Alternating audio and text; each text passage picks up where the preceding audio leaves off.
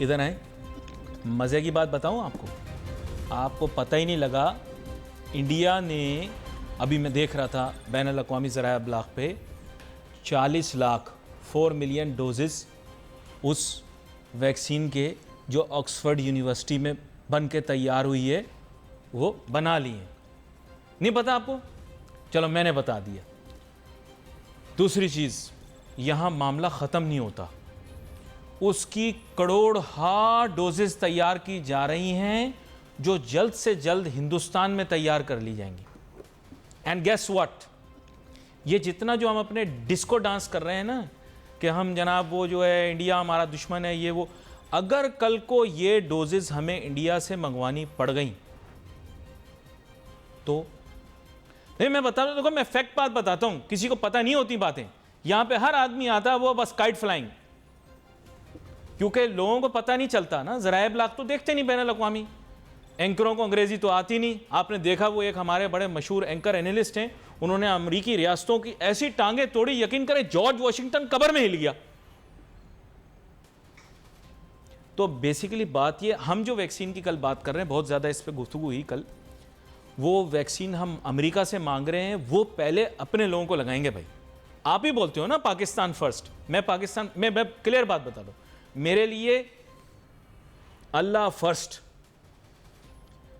आपके लिए जो है आपका अपना एक माइंडसेट है, तो आपको अंडरस्टैंड करना है कि वो अपने मुल्क को पहले लगा रहे हैं, आपके मुल्क का पहला नंबर नहीं आएगा, राइट। अब ये वैक्सीन यहां से मंगवानी पड़ेगी। चीनों का मुझे नहीं पता कि वो देते नहीं देते, आप नाचते रहो भले पाकी, वो मुझे नहीं पता वो आपको देंगे टीका के नहीं। अभी वो टीवी पे तो चला रहे हैं कि लगवा लो आके टीका, पर ये ट्रायल है, please try to understand. Oxford University वाली जो वैक्सीन है 70% एफिकेसी उसकी आ गई है, 70% बचाव कर देगी आपका, और वो बोल रहे हैं कि अगर उसको कुछ खास किस्म के अंदाज में लगाया जाए तो 90%। So we have to realise कि कौन सी चीज़ कहाँ है। और मैंने बता दिया कि ये वैक्सीन इंडिया में तैयार होगी, पाकिस्तान में तैयार क्यों नहीं हुई? आपका काम सिर्फ क्या डिस्को डांस करना है, भंगड़े डालना है, नारे मारना है, आपने क्यों नहीं तैयार की? आप तो बोलते हो हमारे डॉक्टर अमेरिका में काम करते हैं, यूके में काम करते हैं, ये हैं वो हैं, हम दुनिया के अजीम तरीन, नाउजुबिल्ला, अजीम तरीन का लफ्ज़ तो अपने लिए इस्तेमाल ही नहीं करना चाहिए कभी भी, ये सिर्फ अल्लाह की ज़ात के लिए इस्तेमाल होता है। लेकिन आप अपने आप को कहते हो कहाँ है आपकी वैक्सीन?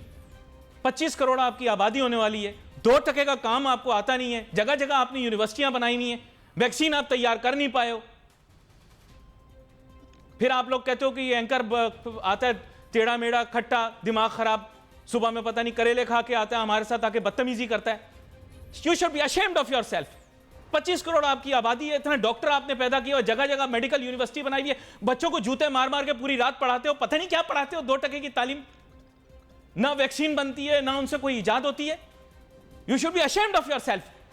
कैसे फखर के साथ यूं यूं बुलंद करके, गरूर तकब्बुर छोड़ दो तुम लोग। एक आदत मेरे रब को पसंद नहीं है, गरूर तकब्बुर। जहां देखो दुनिया की अजीम तरीन ये वो फलां ढींग, गाड़ी पानी से चलाने के चक्रों में एक दवा बनी नहीं इनसे। अल्लाह ताला हमारी कौम की हिफाजत फरमाए, लेकिन आपकी आदतें जो है ना भाईजान ठीक नहीं है।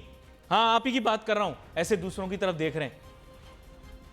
यहां पर बहुत ही अहम मेहमान मेरे साथ शामिल गुफ्तगू हैं। इससे कबल के मैं बिल्कुल जज्बाती हो जाऊं और अपना कंट्रोल खो दूं, आज मैंने जानबूझ के दवाई नहीं खाई ताकि मैं आप लोगों को थोड़ा सा टाइट करूं, ठीक है। वैसे मार्केट में मैं सस्ते हसन निसार के तौर पे मशहूर हूं।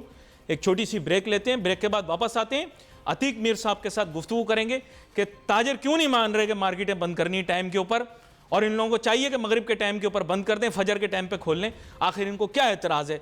Let's take a short break.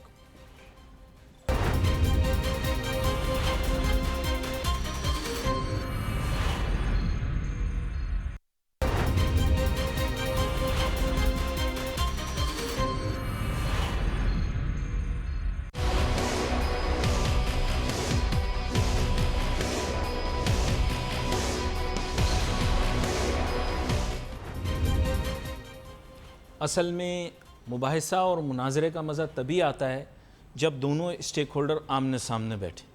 हुकूमत को भी चाहिए था सारे स्टेक होल्डर्स को कॉन्फिडेंस में लेते, स्टेक होल्डर भी थोड़ा सा लचक दिखाते और हुकूमत भी थोड़ी सी लचक दिखाकर मामला तय कर लेती। लेकिन बात कुछ ऐसी है कि ना स्टेक होल्डर बात मानने को तैयार हैं हुकूमत तो खैर ज़ाहिर बात है चाहती है कि मईशत का पहिया चले, यहाँ पर उनकी हिमायत करनी पड़ेगी, लेकिन फिर भी एक मौक़िफ़ लेना ज़रूरी है। अतीक मीर साहब हमारे साथ मौजूद हैं, मेरे ख्याल छोटे ताजरों की आवाज़ हैं, किसी तारुफ़ के मोहताज नहीं हैं। इनको वेलकम करता हूँ शो में। जनाब अतीक मीर साहब, अब बात कुछ ऐसी है कि हुकूमत ने आप लोगों के लिए बहुत चीज़ों में आसानियाँ भी की हैं। वहाँ एक आप लोगों के ऊपर एक तरह की जो है, मैं कैद तो नहीं कहूँगा, लेकिन एक तरह का एक निज़ाम आपके लिए वज़ा किया है, निज़ामुल औकात बनाया है। बोला सुबह 6 बजे खोलें, शाम 6 बजे बंद करें। मैंने देखा बाकी चीज़ों के ऊपर आपको इख्तिलाफ़ नहीं है, आप लोग भी राज़ी हैं SOP इम्प्लीमेंट करेंगे। आप लोग इस पे भी राज़ी हैं कि समाजी व माशरती ताल्लुकात आप रखेंगे, दुकान के अंदर अरेंजमेंट भी करेंगे, मार्केटों में भी अरेंजमेंट करेंगे ताकि SOP फॉलो हो सके। ताहम वक्त की कैद पर और इस नए निज़ामुल औकात के निज़ाम पर आपको एतराज़ है, क्यों, ये बताएं। अली भाई, सबसे पहले मैं जो बात कहना चाहूँगा इस मामले में कि कोरोना एक मौलिक वबा है, इससे बचना चाहिए और इससे बचने की जितनी भी तदाबीर हैं, हिकमत अमली हैं, हुकूमत की जानिब से तय की गई स्ट्रेटजीज़ हैं, हम उसकी हिमायत भी करते हैं। उसमें उनकी हम कदम, हम आवाज़ भी बनने को तैयार हैं। लेकिन जिस तरह भी आपने खुद फरमाया कि स्टेक होल्डर्स को जब आप किसी मुशावरत में, किसी तजवीज़ में शामिल नहीं करते, तो ये ऐसी बात है जैसे कोई डॉक्टर मरीज से कुछ ना पूछे और उसके लिए दवा तजवीज़ करते।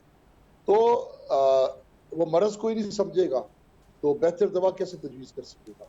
देखिए, हर शहर की अपनी अपनी एक ज़िंदगी है, अपना अपना एक निज़ाम कारोबार है।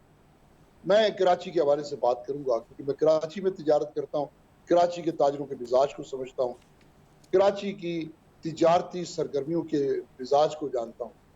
तो मैं ये बात कहूँगा कि 6 बजे का जो वक्त है वो इतना अर्ली है कि जब आप 6 बजे के लिए सबको पता है कि ठीक 6 बजे आप पुलिस और इंतजामिया उनके दरवाज़ों पे भी आ जाएगी, गिरफ्तारियां होंगी, रिश्वतें चलेगी, तो वो 5 बजे से कारोबार समेटना शुरू कर देते हैं। तो मुझे बताइए, सर्द दिन है, दिन छोटे हैं, कराची में मगरिब की नमाज तकरीबन 6 बजे से पहले हो जाती है, पौने 6 बजे के करीब होती है, 6 बजे से पहले हो जाती है। जी। तो वो इसका मतलब है वो मगरिब की जो अजान है वो कारोबार की बंदिश का ऐलान है। तो इसमें क्या हो जाता अगर 8 बजे तक की तोसी कर दी जाती, तो लोग मगरिब की नमाज पढ़ लेते, 7:30 बजे इशा की नमाज पढ़ लेते।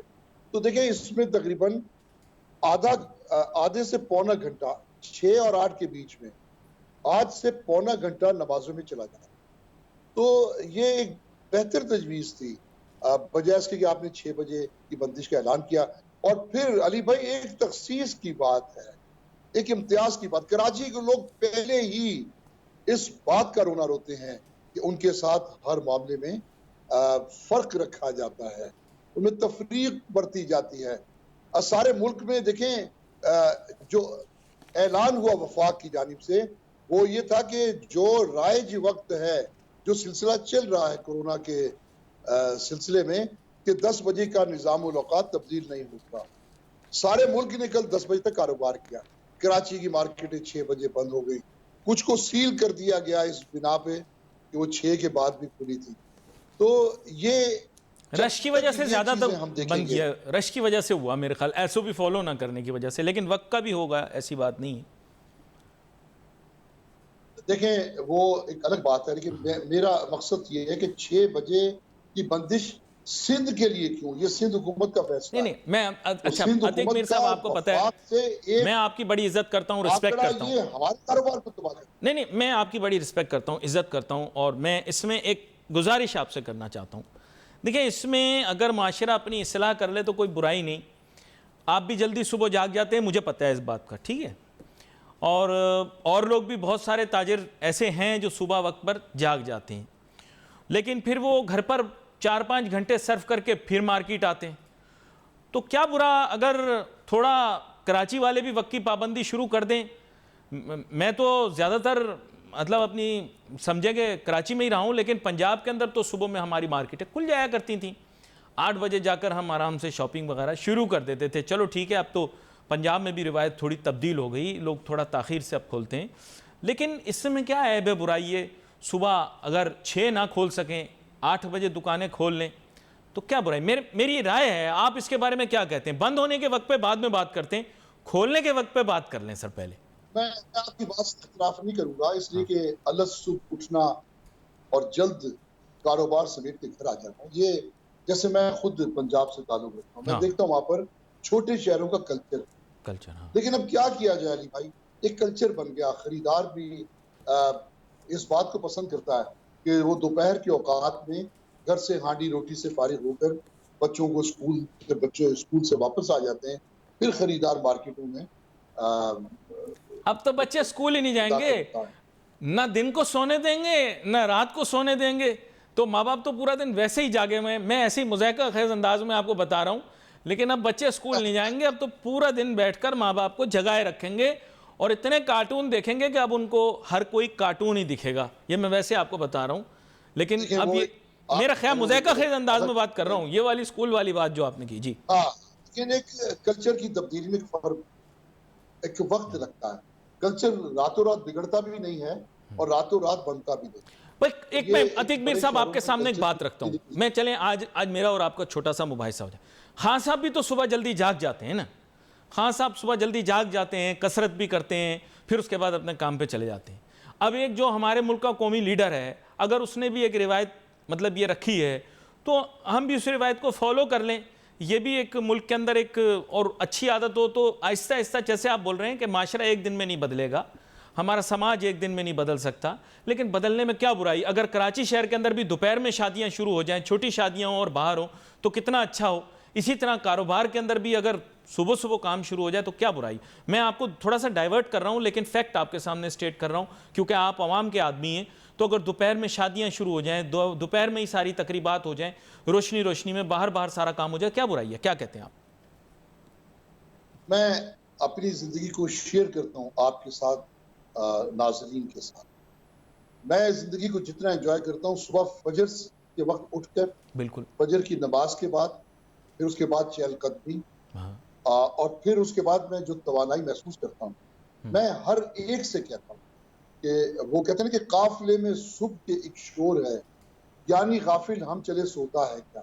तो वो गाफिल लोग हैं जो सोए हुए हैं, और सुबह का पुर नूर पुर बहार और वो तवानाइयों से भरा हुआ जो काफिला जो रुखसत हो रहा होता है सूरज के तुलू होने से पहले पर, तो इसको एंजॉय करना चाहिए। देखिए, लेकिन उसके बावजूद अली भाई, इस जिंदगी को कितने लोग गुजारे, जरा आप ही मुझे एक परसेंटेज बताइए। गिने चुने लोग, ख्याल में झूठ नहीं मैं बोलूंगा, कराची शहर के अंदर गिने चुने लोग ऐसा लाइफ स्टाइल एंजॉय करते हैं। मैं आपसे एग्री करता हूँ, गिने चुने नहीं होंगे, 4-5% भी नहीं होंगे। 7-5 हाँ, ये मैं आपको बाज़ औक़ात अली भाई, मैं तना सुबह के अंधेरों में चहलकदमी कर रहा होता हूँ, दूर दूर तक दूसरा आदमी नजर नहीं आता।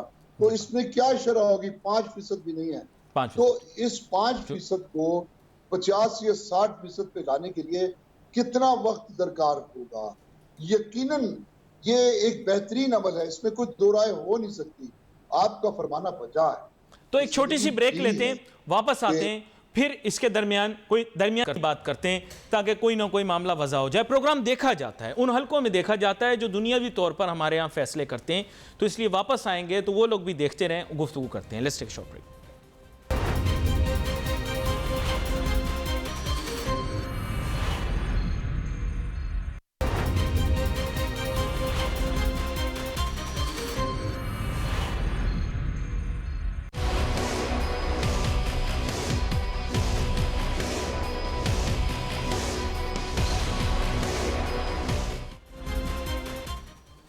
नाज़रीन, welcome back after the break. गुफ्तगू हमारी जारी है। जनाब अतीक मीर साहब के साथ बात कर रहे हैं। अतीक मीर साहब ने कहा कि बेशक एक अच्छा मुतवाज़िन ज़िंदगी गुजारने का अंदाज़ होना चाहिए, जल्दी जागें, कसरत करें वगैरह वगैरह, और अच्छी आदत को अपनाएं। ताहम हमारे यहाँ शहर कराची के अंदर ऐसा नहीं है।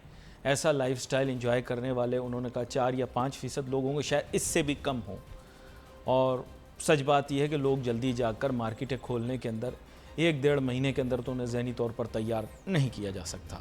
तो अतीक मीर साहब फिर मिडल वे ढूंढ लेते हैं, ऐसे कर लें कि 6 के बजाय हुकूमत को मानूस करें, कुछ 7 बजे पे राज़ी हो जाए। बात आपकी बिल्कुल इस हिसाब से जायज़ है कि उस टाइम पर अहम चीज़ है, बीच में असर की नमाज़ बहुत ही अहम होती है और फिर मगरिब की नमाज का टाइम है, तो उस हिसाब से काफ़ी टाइम इस तरफ चला जाता है।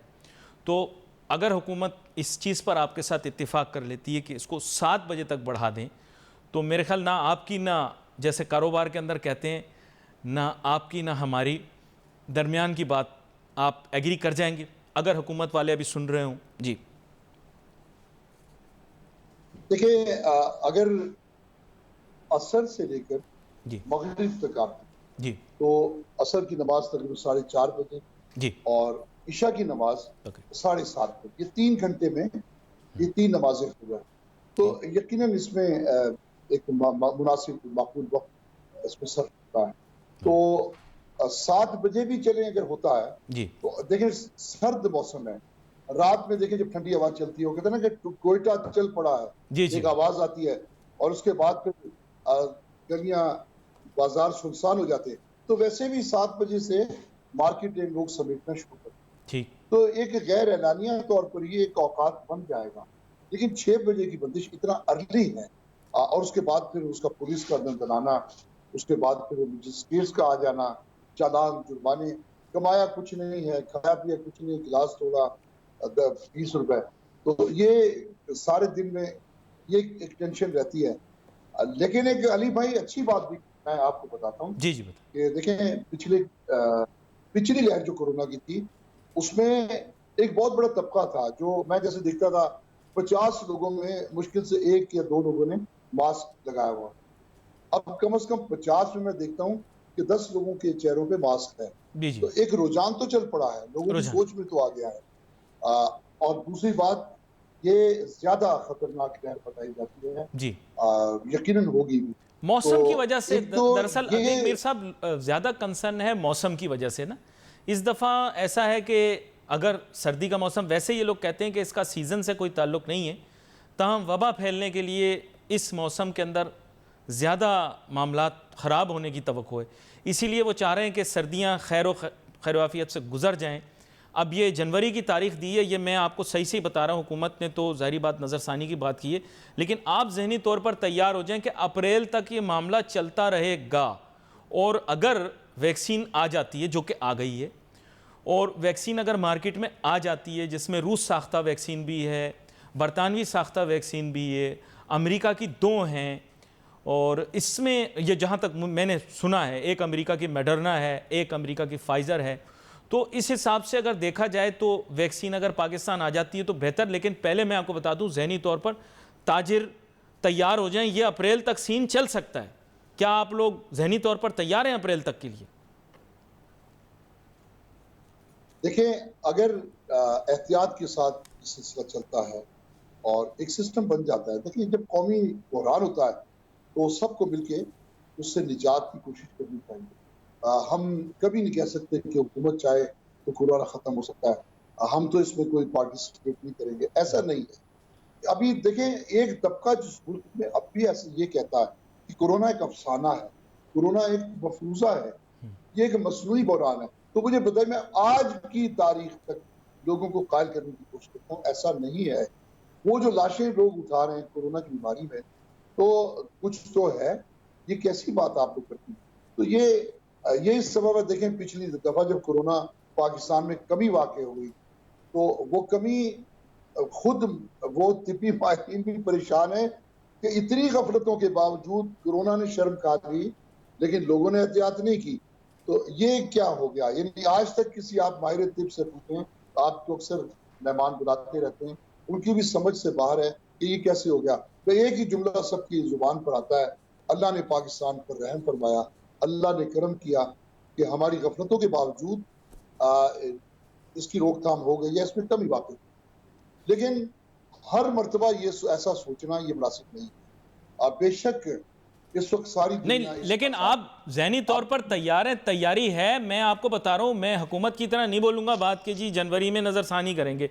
मैं तो आपसे सीधी सादी बात कर रहा हूं कि नज़रसानी जब होगी होगी, अप्रैल तक ये सिलसिला चल सकता है। ज़हनी तौर पर तैयार हैं आप लोग, ये मैं कह रहा हूँ। सारी दुनिया में अली भाई आज साल भर होने को आ गया, तो उनकी तो जान नहीं छूटी, या तो फिर कम होकर फिर ज्यादा हो गया ना। हाँ हाँ, इसलिए मैं समझता हूँ कि इसके साथ हम मजीद आगे जा सकते, लेकिन हमें ये सोचना है कि इसकी एहतियात भी हो, लोग इसकी जद में भी ना आए, कम से कम बीमारी से नुकसान हो, और जो भी स्ट्रेटेजी बने उसमें माशी तौर पर तबाही भी ना आए। एक बात, पिछली तो दफा ये आपने कहा था कि ऑनलाइन का, इसमें इन्होंने बोला है ऑनलाइन कारोबार। अगर ये आपको ऑनलाइन करते हैं और हुकूमत के साथ आप डिस्कस करें और मरात में ये हो कि आपको टैक्स छूट दे दी जाए, तो क्या ऑनलाइन बिजनेस का रुझान शुरू हो जाएगा कि नहीं, ये जानना चाहता हूं। पिछली दफा आपको याद होगा इन्होंने कहा था ऑनलाइन करें जी। अली भाई वो कहते हैं ना कि जरूरत ईजाद की माँ है। पाकिस्तान में ऑनलाइन बिजनेस 4 से 5% भी नहीं था। अब मैं एक बात देख रहा हूँ, मैंने बहुत लोगों को देखा, उनकी दुकानें हैं बाकायदा, वो दुकानों में बैठ के लैपटॉप पे ऑनलाइन बिजनेस कर रहे हैं। मैंने बेशतर से उसके बारे में मालूमात की, तो उन्होंने बताया कि हम दोबारा से जी उठे। तो ये बड़ी बात है, ये ऑनलाइन जाना चाहिए, ऑनलाइन एक बिजनेस है। ई कॉमर्स को दुनिया ने कई दिहाइयों पहले तस्लीम कर लिया और दुनिया उसमें जा चुकी। पाकिस्तान में चूंकि तालीम की कमी है, पाकिस्तान में इंटरनेट से मुस्बत फायदा उठाने का रुझान भी कम है, लोग तफरीहन इंटरनेट पे जाते हैं। लेकिन जब बिजनेस के तहत चले गए तो मैंने देखा कि वो हैरान हुए कि ये इतनी वसी दुनिया है कि जिसका कोई अंदाजा नहीं है।